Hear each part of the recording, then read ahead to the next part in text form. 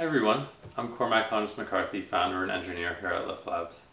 Now the general purpose of this is to go over the last year for us and what we've been up to, and so that's mainly been the offshore lift system as well as general lift updates, mobile app updates, and then finally we're going to be going over lessons learned from this year, the most interesting part of it. So thanks for being here. For our offshore lift, you can see it there on the top, and our inshore one is on the bottom just as a reference. So from the beginning we designed it to be as flexible as possible to be able to allow us to kind of make a small, medium, and large version depending on the fishery, the fisher, and the general area that they're fishing in. So it's designed to lift up to 300 pounds at 600 foot depth. That's sort of our largest version. And then it's mounted. We can also mount it inside of a commercial lobster trap for a sled configuration to also make it easily stackable on a traditional lobster boat.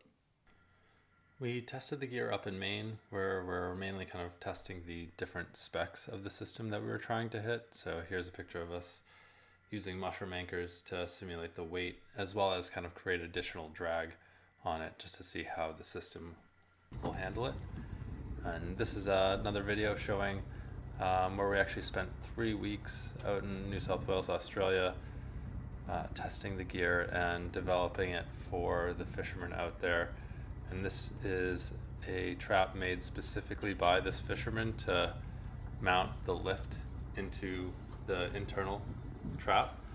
And this is kind of showing how it comes up, and he really liked the way that it pulled the trap up and how it came onto his boat. So that was really cool to see.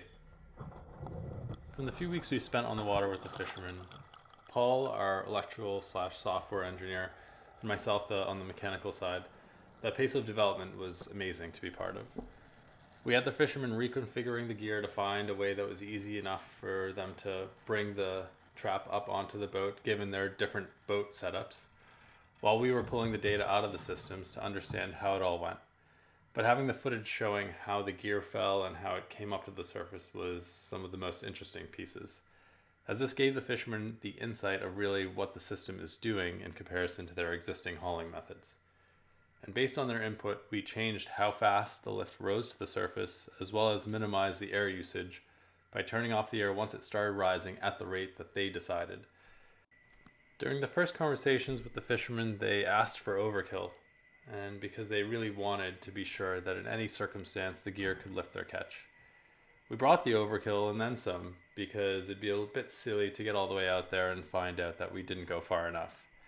Suffice it to say, following the testing after the fishermen saw the gear come up and how easily it brought up the gear consistently, we'll be making additional sizes that allow them to reduce the weight of the overall gear while on deck, a primary challenge that we found, and still have plenty of headroom for a full trap. One area we are currently focusing on is how to get the air out of the buoy fast enough. You can see here we vent out some of the air as it comes up to the surface, but we need to get it out faster both while in the water and while on deck to have it fit better into their workflow. A swappable buoy or manually deflatable lift bags are options we're currently testing out. One of the concerns from fishermen was whether or not the traps still fished. In preparation, we built the lifts with both bright colored buoys and dark blue and dark green ones to compare. Through testing and after seeing the footage, the fishermen were pleased to see that the systems played little to no effect, as the ropeless traps caught similarly to others. As a quick update on our Lift Labs mobile app, we've integrated with our RMW hub with a 5-mile viewing radius, and we're soon to be integrated with EarthRanger through the RMW hub to EarthRanger hub to hub link. And we've also implemented an auto connect feature to the deck box, so it's just one less thing for fishermen to remember when they're on the water.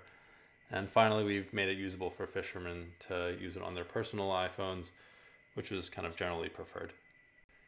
Next year, we'll be focusing on building more gear and gathering more feedback, which will improve the technology, as well as a laser focus on the reliability and longevity of these systems to get out of the prototyping stage through the NOAA's BREP 2024 grant. We are grateful to the numerous people who have helped us along the way, especially all of the fishers whose invaluable input and expertise has made the development of Lift Labs possible.